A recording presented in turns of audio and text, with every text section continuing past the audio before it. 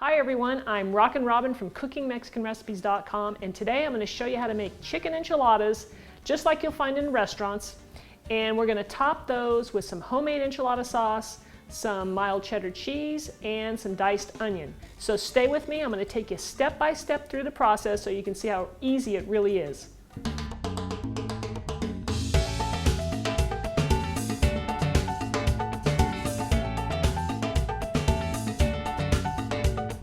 So let's go over our ingredients. Now, the most important part of this recipe is got to be the enchilada sauce. So that either makes it or breaks it.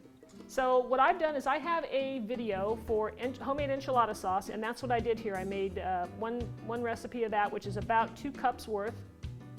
You can use that or you can use canned, whatever you want, but I recommend you try that. Okay, the next thing we're going to need is some cooked chicken. I've got about at least 2 cups here. You can use a rotisserie chicken. That works really well with this recipe and speeds everything up. Or what I did in this case was I used a whole chicken and I boiled it for 25 minutes, and then I took the skin off, deboned it, and then chopped it up.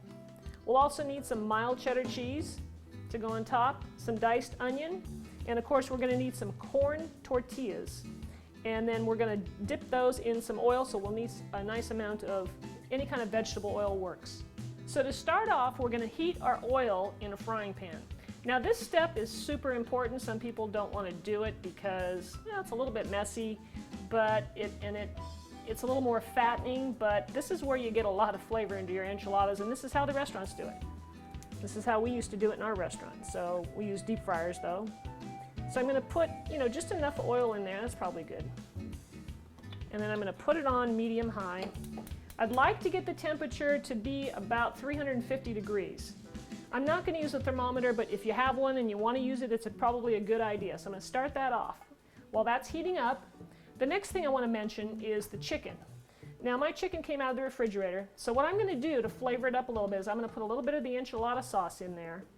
And I'm going to stir it up, and I'm going to heat it up in the microwave. That way when I make my enchiladas, I'm starting out with hot ingredients. Doesn't take a lot of sauce, we don't need a lot, just a little bit, just to kind of moisten it up a little bit and give it just a little bit of flavor, especially since with this chicken I just boiled it. If you were using a rotisserie, you could get away with not adding any sauce if you didn't want to. Okay, so I'm going to put this in the microwave for just a couple minutes to get it hot. Okay, so now we have everything ready. I've got my chicken right here. It's been heated up in the microwave, so that's not super hot, but it's hot. I got my enchilada sauce here. That's ready to go, and that's hot. And you're also going to need a tray. I put some foil down, and this is where I'm going to put my tortillas after I dip them in the oil. So that's where we're going to put them together, and then I'll put them on a plate. Okay, so let's start. I want to show you how we test it. I'm just going to take one. I'm going to stick it in the oil. Now, if it bubbles up right away like that, that means your oil is ready. Now be careful if they bubble up. You want to leave them in for just a couple seconds, flip them over once, and take them out. Just like that. Now you don't want to leave them in too long because they'll start to get really stiff. Now normally what I want to do is I want to dip them in the sauce, but sometimes that doesn't always work, so I'm going to take the sauce and bring it to the tortilla. And I'm just going to spread it around. These tortillas are hot. I used to be really used to doing this when I did it all the time, but now my fingers get burnt. Okay, so have a wet rag near you. Okay, so you're going to spread that sauce on the inside as well. And then I'm going to take some chicken, take a spoonful of chicken, and I'm going to spread it across my enchilada like that. And you want to get it spread across evenly so you got enough chicken throughout the whole thing. Okay? So about like that, all right? Now when we roll it, we're going to pick it up, still a little bit hot, give it a second to cool. I'm going to fold it over like that. You can see the steam rising, and then fold it over. Now when I go to pick it up, the chicken sometimes wants to fall out. So I got my plate right next to the tray, and I'm going to pick this up and I'm going to put my fingers on the seam and I'm going to cover the sides so that the chicken doesn't fall out. Okay, and do it kind of quick. There you go. I'm going to make another one for you, and then we'll sauce them up. So let's do that again. Now what we have to do is get our sauce, and get a ladle full, and just drip it, or just pour it right over the top there. Make sure you use enough sauce, because that's what makes it. That looks like a good amount. Now we're going to top it with our cheese.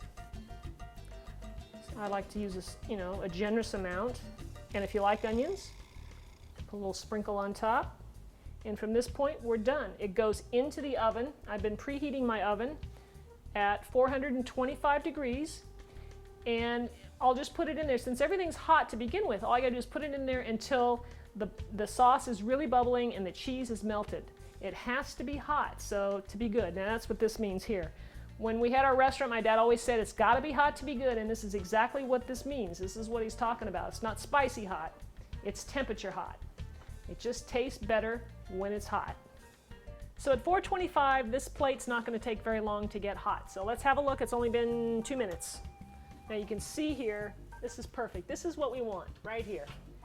You've got the bubble all around the edges. The cheese is nicely melted. This looks fantastic. So that's it. Wasn't that simple? I mean, it just takes a few minutes. Just make your enchilada sauce ahead of time, get your chicken, get it ready just like I did, and this is a quick meal, honestly. So this would be great served with some Spanish rice and refried beans. I have videos for those as well, and I'll leave links below so you can find those. So definitely give this a try. I think you'll really like it. I'm going to take a little taste. Really good. You're going to like this. This is really great. Some of you may ask me about, can I make these enchiladas ahead of time? And the answer is, they're really the best if you just make them and serve them. That is where you're going to get the best enchilada ever. Now you can make it ahead of time a little bit. Maybe one day you can get by, but the corn tortilla tends to break down, and it's just not quite as good. So try and make them and serve them. You'll find that they're the best that way. So thanks for watching my video. I hope that helps you make some really delicious enchiladas. Give it a try, and we'll see you next time. Be sure and subscribe to my channel. Just click that little button up there and leave me a comment if you have any questions or you try this recipe. I want to see how you like it, so let me know. Thanks for watching. We'll see you next time.